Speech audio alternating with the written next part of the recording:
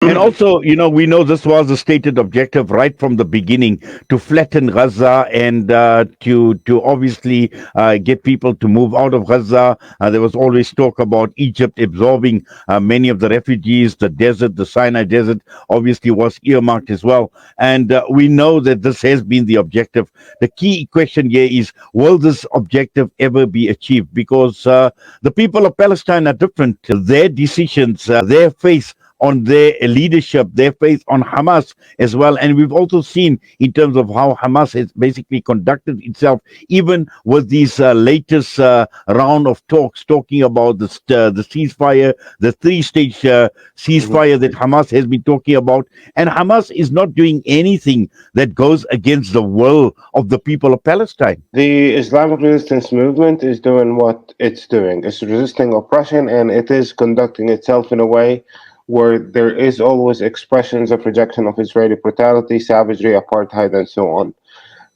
What the state of Israel is doing right now is that it's considering every single individual in Gaza to be a member of the military wing of the Islamic resistance movement. The policy the state of Israel is applying is a military policy called the Baha Doctrine, where they target civilian infrastructure in order to prevent the enemy from using that infrastructure. And so far, the state of Israel have been viewing every single Palestinian in Gaza to be part of the infrastructure of the military wing of the Islamic resistance movement, therefore justifying the murder of each and every Palestinian they go on and kill. Like, the question is, like, it's not will they do it, it's like what is there to prevent them from going on with the same kind of rate of murder and savagery as we have been witnessing for the past 132 days. What is there to stop them? What is there to prevent them? Like, so far the state of Israel have used water as a weapon, food as a weapon, medicine as a weapon. They displaced nearly 2 million out of the 2.3 million Palestinians who are locked up in Gaza, have already been displaced from homes into tents. We're speaking about Rafah. Rafah right now has nearly 1.5 million people. More than a half of the entire population of the Gaza Strip are locked up in a 35 square kilometers town.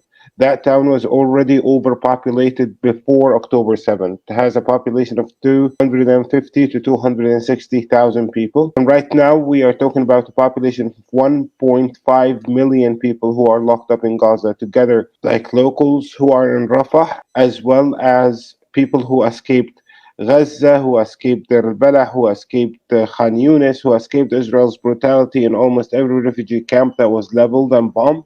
So that entire population is right now is within 35 square kilometers area, which is nearly 10% of the size of the Gaza Strip. So we have nearly 80% of the population of Gaza Strip being locked up in 10% of the Gaza Strip. And right now, like, Israel have been bombing Rafah. It's not like they saved Rafah. They have been continuously bombing Rafah. They destroyed more than 220 homes. They keep, like, murdering people right, left, using the exact same kind of excuses that we've been hearing from the very beginning of the genocide, where, like, every place they are targeting, the intention is not to push people out.